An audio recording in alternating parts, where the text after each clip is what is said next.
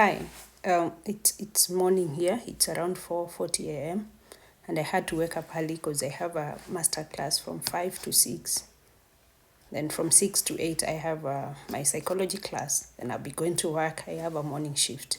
Yeah. So in the previous video, we talked about how we attract love or how we show love or the reason why we seem to attract the same pattern of men in our lives, and the same applies to men also, why you attract the same patterns of women in your life. But I'll mention men a lot because all what I share on this channel, everything is based on my personal journey. So it's good also to note that the same is the case for men. Now, we said that the reason why maybe sometimes you attract love, like for my case, I used to attract people that were avoidant, people that were insecure. And this is because I was attracting love, or I was looking for love from a point of need, from a point of lack, from a point of void. Now, the reason why maybe you attract that is I said you attract exactly what you are. So if you're looking for love from a point of need, that is, you want somebody to come and feel a need in your life, you want somebody to come and feel a void in your life that you feel it needs to be filled, you attract the same kind of a person. What do I mean? You attract someone who is also looking for someone to fill a void. You will also attract the same kind of a person who is also looking for a person to fill a need in their life. Now, you are looking for a person to fill a need. They are looking for a person to fill a need or a void in their life.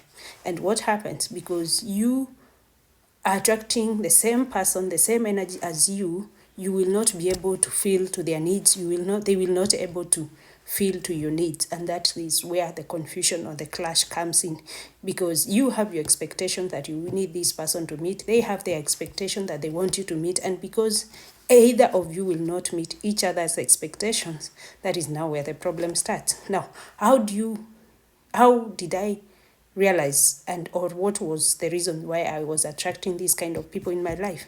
And some of these things are shaped by our childhood. Subconsciously, when growing up, our caregivers or our mothers or the people that are entrusted to take care of us and show us love are the ones that create how we show up in love when we grow up. We either love with our significant other, that is romantic love, or relationships with our friends.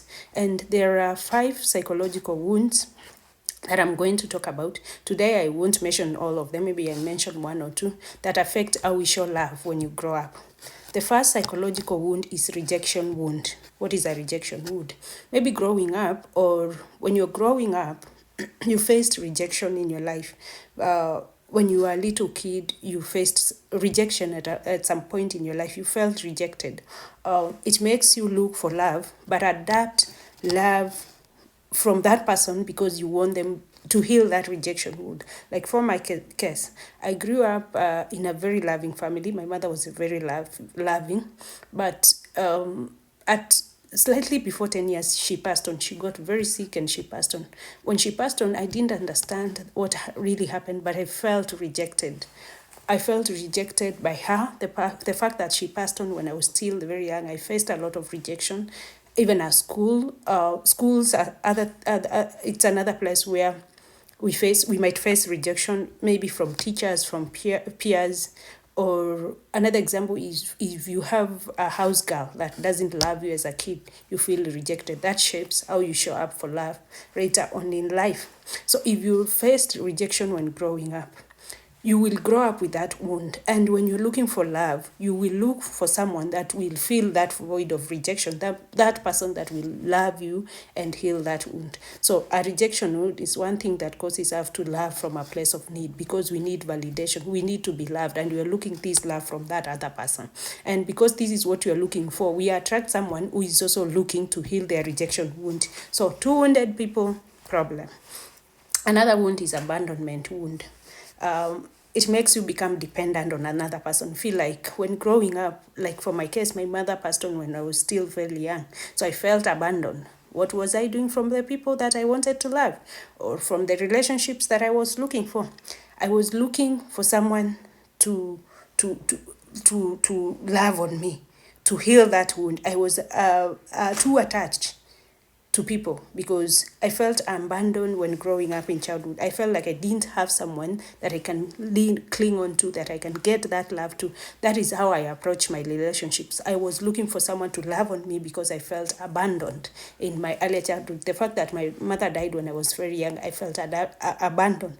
Also, growing up, I got pregnant when I was very young, and then it didn't end well with that family.